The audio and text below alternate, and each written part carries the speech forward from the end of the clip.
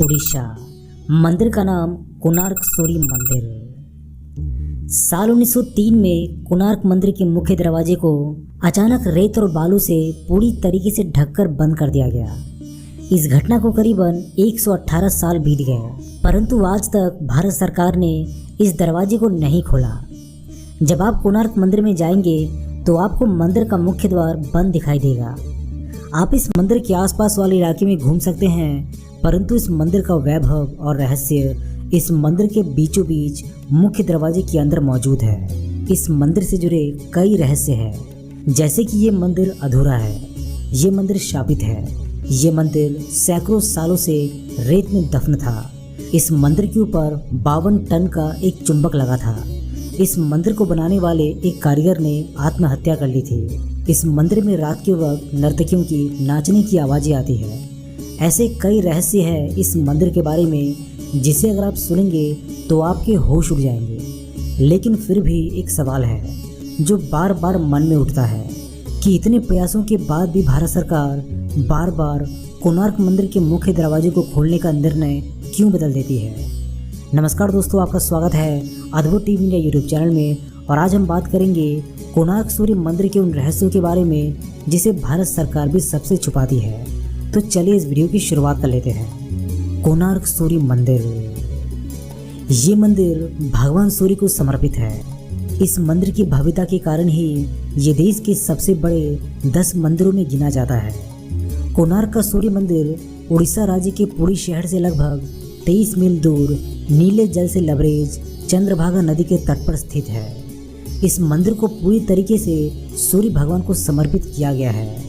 इस मंदिर की रचना इस प्रकार की गई है जैसे एक रथ में 12 विशाल पहिए लगाए गए हो और इस रथ को 7 ताकतवर बड़े घोड़े खींच रहे हो और इस रथ पर सूर्य देव को विराजमान दिखाया गया है। यह मंदिर से आप सीधे सूर्य भगवान के दर्शन कर सकते हैं। मंदिर के शिखर से उगते और ढलते सूर्य को पूर्ण रूप से देखा जा सकता है। जब सूर्य निकलता है तो मंदिर से यह नज़ारा बेहद ही खूबसूरत दिखता है। ऐसा लगता है जैसे सूरज की निकली लालिमा ने पूरे मंदिर में लाल नारंगी रंग बिखेर दिया हो। वही मंदिर के आधार को सुंदरता प्रदान करते 12 चक्र साल के 12 महीने को परिभाषित करते हैं और हर चक्र दिन के 8 पहरों को दर्शाते हैं। ये मंदिर 2 भागों में बना हुआ है, जिसमें से पहले भाग नट्ट मंदिर में सूर्य की किरणें पहुंचती थी और कहा जाता है कि कांच या हीरे सरीखे धातु से वे इस मंदिर की प्रतिमा पर पड़ती थी, जिससे इसकी छटा देखते ही बनती थी। वही मंदिर की कलाकृति में इंसान हाथी और शेर से दबा है, जो कि पैसे और घमंड का घोतक है और ज्ञानवर्धक भी है। इस मंदिर के बारे में कहा जाता है कि श्री कृष्ण के पुत्र सांब को श्राप से कोढ़ रोग हो गया था। उन्हें ऋषि कटक ने इस श्राप से बचने के लिए सूरज भगवान की पूजा करने की सलाह दी थी। सांब ने मित्रवन में चंद्रभागा नदी के सागर संगम पर कोणार्क में 12 वर्षों तक तपस्या की और सूर्यदेव को प्रसन्न किया। सूर्यदेव जो सभी रोगों के नाशक थे, इनके रोग का भी अंत कर दिया। जिसके बाद सांब ने सूर्य भगवान का एक मंदिर निर्माण करने का निश्चय किया।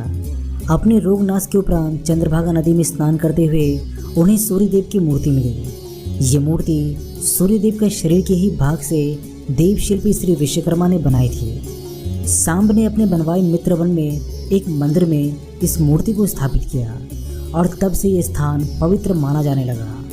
कोणार्क के बारे में ये भी कहा जाता है कि यहाँ आज भी नर्तकियों की आत्माएं आती है।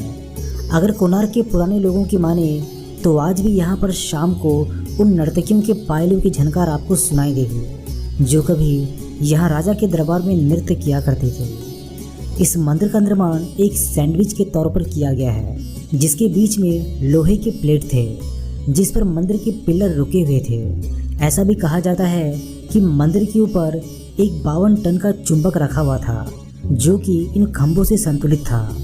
इसी के चलते भगवान सूर्य की जो प्रतिमा थी वो हवा में तैरती हुई रहती थी, जिसे देखकर हर कोई हैरत में पड़ जाता था। कहा जाता है कि इस चुंबक को विदेशी आक्रमणकारियों ने तोड़ दिया था।